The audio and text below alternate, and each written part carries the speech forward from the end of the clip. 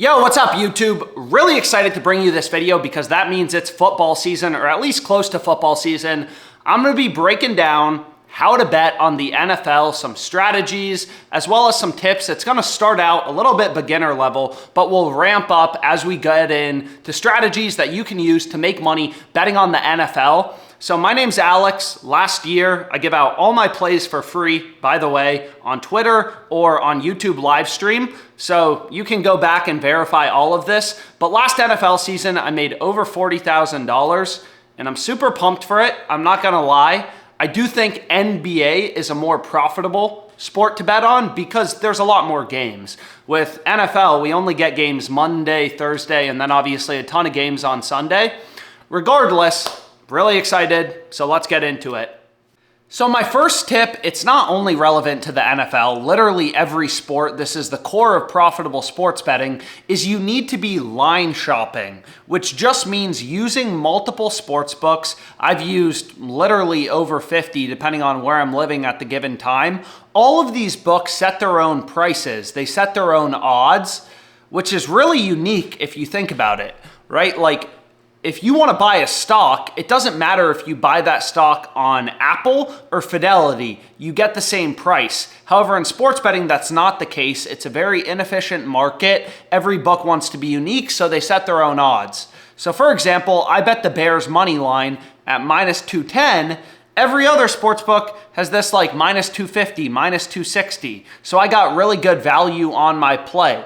So when you look at my NFL profit from last year, $40,000, if I was betting things at minus 260 instead of minus 210, all the value evaporates. That makes a huge difference in your ROI long term, right? Like sports betting, it's not about winning one bet, it's about winning long term. And if you're not finding value, you're not getting the best possible odds, you don't even stand a chance, right? If you're betting things at minus 260 when other books are offering minus 210, you know you're getting ripped off. Right? Like, imagine being a day trader, buying a stock at $260 as opposed to $210. You won't stand a chance at making money. So line shopping, finding value, that's really the core of profitable sports betting, and you just gotta be doing it. I mean, if you're not doing it, don't even gamble. So my third tip, and sorry, you're getting a bunch of different outfits in this video. I recorded this over a few days, but regardless, my third tip, or my second tip, whatever, is take advantage of the low-hanging fruit, which is sportsbook promos. All these books, they're commodity businesses. They just take bets. So to try to be unique, to try to draw in customers, they run promos, they run discounts, and some of these discounts are really lucrative. So on PrizePIcks, this is even before the season started, they had 3 discounts, NFL season-long player props. All of them were super profitable, so I took advantage of them. Right? Everyone loves to talk about who's winning this week, Chiefs or Bears, which side of the spread are you on? But the easiest money you're gonna make, and all these books run them, is through promos. On FanDuel, you'll see odds boosts, profit boosts, risk-free plays, where if you lose, you get your money back. And you should be taking advantage of them, especially if you're a smaller bankroll bettor. These promos are super effective at helping you grow your bankroll. So now we can get into some strategies. I follow a super data-driven approach to my sports betting. So all of these strategies are very data-driven. And the first one, I love this strategy. It's how I started sports betting and made my first $40,000, is called Arbitrage. Arbitrage sports betting. So there's a ton of resources online on Reddit threads, YouTube videos to learn about arbitrage. I've done videos on this topic, but essentially, all sports books set their own odds. So for example, in the Panthers-Saints week 1 game, you can see that the over 37 points, this is an alternate total market, is minus 157 on Pinnacle. On Bet365, it's minus 210. So essentially, arbitrage betting is when 2 sports books get super out of sync. They have such different odds that you can bet the over on one book, the under on another book, and guarantee a profit. So I'll give you an example of an arbitrage bet that I locked in, which was a player prop. I gave this play out on Twitter. A bunch of people were able to tail it for a risk-free profit of $8. So in this case, 2 sportsbooks that I used as an arbitrage bettor, you want to use as many books as possible. You're essentially just day trading the books, inefficiencies in the market to guarantee a profit, and the numbers may not seem big, but you do it multiple times. So for example, this arbitrage bet is making a risk-free profit of $8. It literally took me only 20 seconds to lock this in, and I give out tons of arbitrage bets, on a daily basis on my Twitter, so you can follow along if you want to make risk-free money. But anyways, this discrepancy was between Fliff and DraftKings. They had super different odds on Lamar Jackson scoring a touchdown. So on DraftKings, I bet $175. That's essentially what they limited me to. On Lamar Jackson to not score a touchdown at -175, betting $175 to win $100 in profit. And then on Fliff, a different sports book, all these books set their own odds. I bet $97.50 on Lamar to score a touchdown at +200. So essentially, regardless of what happens, if he scores a touchdown or doesn't score a touchdown, I'm making a risk-free profit of approximately $8. That's arbitrage betting, day trading the books, inefficiencies in the market. And sportsbooks, this may seem crazy, but there's millions of NFL lines up on sportsbooks every week, right? Every book is setting lines for player props, main lines, everything. So on the rare few scenarios where 2 sportsbooks get super out of sync, you can bet the over on one book, under on a different book, and guarantee a profit. It's an amazing strategy. You got to put in work. These arbitrage bets aren't going to place themselves, but if you put in the work to find these plays, lock them in, you can make a lot of money with arbitrage. So I really think the best way to really learn and understand arbitrage betting, this is what I did when I started arbitrage betting. I had my friend who was a really good arbitrage bettor. He took me through a bunch of examples. So again, arbitrage, it's a way to make risk-free money based on 2 sports books getting super out of sync and having way different odds. And this example I'm going to take you through is on Lamar Jackson. Fliff has Lamar Jackson to score a touchdown at +200, so you're betting 100 to profit 200. On DraftKings, his under him to not score a touchdown was -175, so you have to bet 175 to win 100 in profit. So these 2 books are super out of sync and you can guarantee a win. So the first thing I did is these sports books, they set max betting limits. You can't just bet whatever you want. I wish you could just bet whatever you want, but that's not how it works. So I saw on DraftKings, they're only going to let me bet 175.67 on Lamar Jackson to not score a touchdown. So I put that into this calculator. It's called an arbitrage calculator. And basically what it does is you put in your stake on one book and it shows you how much to bet on the other book. In this case, 91.67 on Fliff, and you guarantee a profit of 833. So what this means is if you bet 91.67 on Fliff on Lamar to score at +200, you bet 175 on him not to score on DraftKings at -175. It doesn't matter what happens. If he scores or doesn't score, you are going to make a risk-free profit of 833. However, I rounded my bet size on Fliff. I like to round my numbers. I think it's less sketchy. To the sports books, you want to round your numbers, ideally to the nearest 100, something like that. But in this case, I did 97.50 on Fliff on Lamar Jackson to score a touchdown at +200. So you're betting 97.50 for a total payout of 292.50. So now I figure we can just kind of go through the math because I have 2 different bets on, as you can see right here. I have 97.50 on Lamar to score a touchdown at +200 and 175.67 on Lamar to not score a touchdown at -175 odds. So I'm going to show you how I guarantee a win no matter what. So I'm betting 273.17 total, and if Lamar does score a touchdown on Fliff, I'm going to win 97.50 times 2. I'm betting 97.50 at +200 odds. I'm going to win 195 in profit. And on DraftKings, I'm losing 175.67. If Lamar scores a touchdown, I win my bet on Fliff and I profit $195. I lose 175.67 on DraftKings, so I come out with a net profit of 1933. So if Lamar scores a touchdown, I win my bet on Fliff, I lose on DraftKings, but I profit overall 1933. Now on the other hand, if Lamar doesn't score, I lose 97.50 on Fliff. Lamar doesn't score a touchdown, I lose 97.50 on Fliff, but on DraftKings, I win 175.67 times 100 over 175. I win $100.38 for a net profit of $288. So the reason it's not exactly the $8 risk-free profit is because I rounded the arbitrage calculator a bit to try to get to the nearest round number. But regardless, you get the point. If he scores or if he doesn't score, I just took you through the math, I'm making a profit no matter what. And that's the power of arbitrage betting, is these bets, this specific arbitrage play. I log into Fliff, I log into DraftKings, I place my bets, I guarantee a profit day trading the sportsbook. It takes like 20, 30 seconds to lock in your bets.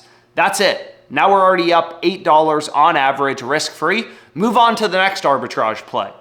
Sometimes there's really good arbitrage bets, sometimes there's not, but my goal as a sports bettor is essentially lock in as many of these plays as I can. Each one takes only, 20, 30 seconds to play. We're making, let's say, $8, $10 risk-free on average. Hit 10 arbitrage bets in 30 minutes on, an NFL Sunday, where the average profit is $10. You just guaranteed yourself $100 profit. That's amazing, right? You're day trading the books to guarantee a profit. You're growing your bankroll. And also now you have some money, if you want, to throw on some of your parlays and stuff like that. So the next data-driven strategy that I absolutely love, it's somewhat similar to arbitrage betting, but it's called middle betting. And I call middle bets the low-risk lottery tickets of sports betting. So essentially, all books set their own odds, their own lines, and especially in the NFL and college football, sometimes two books, especially when they first release markets, they set lines at way different levels. So for example, you can see in this game, this was from last season, the Minnesota quarterback, his name's Athen, his line on PrizePIcks, they opened him up at 201.5 passing yards. And then on FanDuel, they had his line at 184.5. So you have this big discrepancy. These books are 17 yards different on a QB's passing yards line. So what you'd want to do is bet the over 184.5 on FanDuel, the under 201.5 on PrizePicks. You're paying the juice, but in the rare scenario the quarterback has 185 to 201 yards, then you win both bets. You win your over and you win your under. So many people think of sports betting about, is the game going to go over or under? But at the end of the day, it depends where is the line set, right? In this case, we bet the over 184.5, the under 201.5. We're always going to win at least one bet, but in the rare scenario, and it's a fun sweat, that this guy Athen has exactly 185 to 201 passing yards, we win both bets. So this is another strategy, day trading the sports books. It's called middle betting. You'll see tons of people online having success with it. I love this strategy, especially for the NFL. Receiver props, QB passing props. There's a lot of opportunities with middles. Definitely recommend it. So as a recap, so far we've gone through 3 strategies to make money off the sports books, all very data driven, super profitable, taking advantage of promos like discounts, odds boosts, risk-free bets. We've gone through arbitrage betting, which is a way to guarantee a risk-free profit off the sports books. Bet the over on one book, the under on a different book, and you guarantee a profit. And we've gone through middle betting, which is when books are out of sync in where they're setting a player's line. Bet the over 184.5 on one book, the under 201.5 on another book. So if you enjoy this type of content on data-driven sports betting, please like the video, subscribe to the channel, and comment any questions you have. I love this. I love beating the sports books. I've been betting for, I can't even remember the last day I haven't placed a bet, for years and years and years, and I really love helping other people learn how to beat the sports books. But anyways, the next strategy, I probably spend most of my time on this strategy nowadays, is called positive EV betting. And it's essentially risking capital for an expected return. So the way you can think about this is being a poker player. If you're the best poker player in the world and you show up to a table you know you're not going to win every single hand. However, you know because you're the best player, the most skilled player, even though sometimes you're going to get dealt 2-7, over the course of the long run, you're going to make money. So that's essentially what positive EV betting is you're finding discrepancies in the market and taking advantage of them. So I'll give you an example of a play that I locked in on a sportsbook called Fliff. It's Williams under 3.5 receptions. This was a play I gave out on Twitter. So I bet on Fliff, Williams under 3.5 receptions at -105 odds. Again, the odds are super important. All of sports betting is about finding value. Nobody wins every bet, right? Placing a bet at -105 versus -150 is a completely different bet. So let me take you through why I like this play and why it's profitable. So you can see on Fliff, they have Williams, his over is -135. You have to bet 135 to win 100 and profit. His under is -105. You have to bet 105 to win 100. So this sportsbook Fliff, they're the only book with Williams favored to go over 3.5 receptions. They have his over favored, his over's juiced. So according to Fliff, they think that's the more likely outcome. However, you look at every other sportsbook, FanDuel, DraftKings, BetOnline, Caesars, all these other books, Williams is a big favorite to go under 3.5 receptions. So for example, on Fliff, they have his over at +102 and his under at -139. So the under is a pretty heavy favorite around -139. And on this other sportsbook Fliff, we're able to get -105. Again, all books set their own odds, their own lines. That's why the markets are super inefficient, fragmented, and there's a lot of opportunity to make money. So Caesars is telling us, hey, we think this should be priced at -139 odds. On Fliff, we can get it at -105. So the analogy I like to give is it's kind of like being a stock trader and having all these other, stock markets telling you, hey, we think this stock is worth $130, and then you can buy it for $105. We have all these other sports books, billion-dollar companies, these books that are taking bets, moving lines around based on where action's coming in. They're saying, hey, we think this is -135. This is the favorite outcome, the under. We think this is 135. We're able to bet it at -105 on Fliff. It's like being able to buy a stock at $105 when it's trading in the market at 135. So if you think of how a sports book makes money, it's by charging a spread called the VIG. So for example, on Caesars, they have the over at +102, the under at -139. It's kind of like a stockbroker saying, hey, I'll buy this stock for 102, I'll sell it for 139. They make money by charging a spread.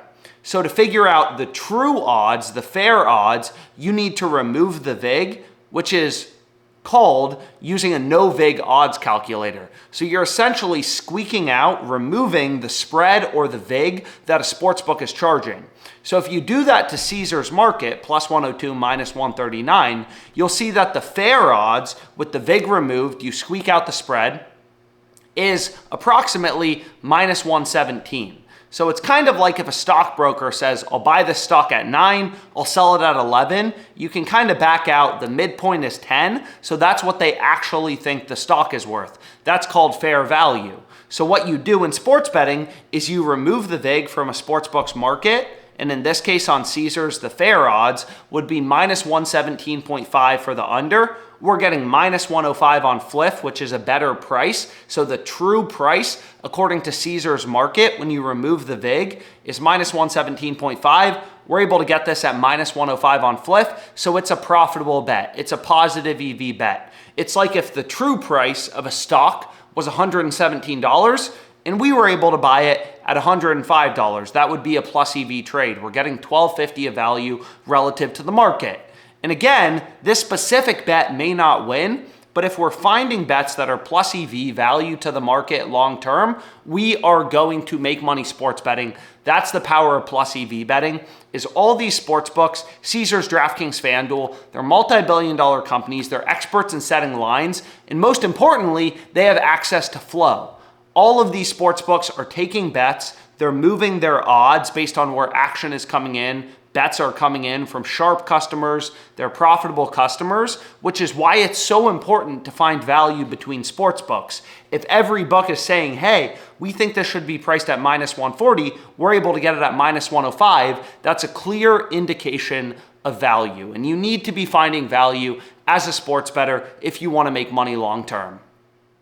So the next strategy we can discuss, it's super effective for the NFL in betting on same game parlays when you're playing picks in the same game. And it's called correlation betting, and it's very effective, especially on fixed payout fantasy sites like PrizePIcks and Underdog Fantasy. So the way that PrizePIcks works is they have fixed payouts. Any 2 picks you select, you're gonna get a 3x payout. So you're putting down 20 to win 60. So for example, if I take Travis Kelce over, Saquon over, I'm gonna get 20 to win 60. If I switch Saquon to an under, I'm still getting 20 to win 60. If I replace Saquon with Jalen Hurts, I'm still getting 20 to win 60. Literally, any 2 picks you select on the board, doesn't matter if it's NFL or not, on PrizePIcks, you are going to get 20 to win 60.